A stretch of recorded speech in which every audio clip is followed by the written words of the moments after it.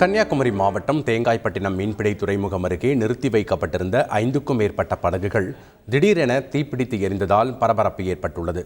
இது குறித்த கூடுதல் தகவல்களை செய்தியாளர் ராஜேந்திர பிரசாத்திடம் கேட்கலாம். வணக்கம் ராஜேந்திர பிரசாத், இந்த திடீர் தீ விபத்திற்கு என்ன காரணம் சொல்லப்படுகிறது? படகுகளுடைய உரிமையாளர்கள் முன்வைக்கக்கூடிய கோரிக்கைகள் என்ன? விவரங்கள்.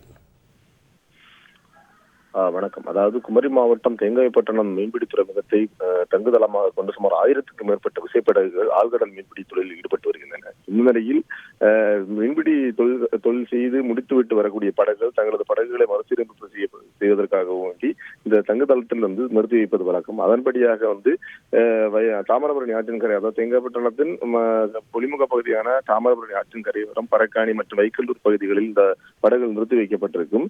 இந்த நிலையில் நள்ளிரவு, அதாவது 12:30 மணி அளவிலிருந்து இந்த படகுகள், அதாவது வைக்கல்லூர் பகுதியில் நிறுத்தி வைக்கப்பட்டிருந்த சுமார் 5க்கும் மேற்பட்ட படகுகள் திடீரென உளுந்துவிட்டு இருந்த காட்சிகளை பரக்காணி பகுதியில் இருந்த பொதுமக்கள் பார்த்து இந்த பகுதியை சேர்ந்த மீனவர்களுக்கு தகவல் தெரிவித்துள்ளனர். இதனையடுத்து அந்த பகுதியை சேர்ந்த மீனவர்கள் சம்பவ இடத்திற்கு தீயை அணைக்க முயற்சி செய்தனர். ஆனால் படகு, அதாவது 5க்கும் மேற்பட்ட படகுகள் அந்த பகுதியில் நிறுத்தி வைக்கப்பட்ட முழுமையாக தீப்பற்றி எரிவதை கண்டதால் இவர்களால் அணைக்க முடியாததை தொடர்ந்து கொல்லங்கோடு தீயணைப்பு துறை தகவல் தெரிவித்தனர். தகவல் அறிந்த சம்பவ இடத்திற்கு தீயணைப்பு துறையினரும் இந்த தண்ணீரை பீச்சி அடித்து அந்த படகுகளை தீயை அணைக்க முயற்சி செய்து மேலும் அந்த பக்கத்தில் அருகில் இருக்கக்கூடிய படகுகளிலும் பரவாமல் இருப்பதற்கான நடவடிக்கைகளை மேற்கொண்டு வருகின்றனர்.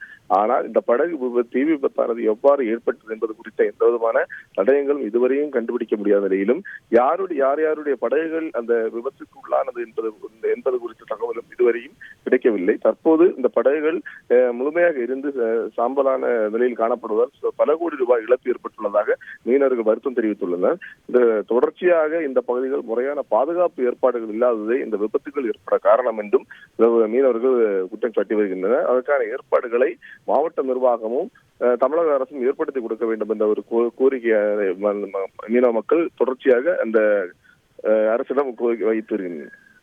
நன்றி ராஜேந்திர பிரசாத், உங்களுடைய தகவல்களுக்கு. செய்திகளை உடனுக்குடன் தெரிந்து கொள்ள உடனே சப்ஸ்கிரைப் பண்ணுங்க.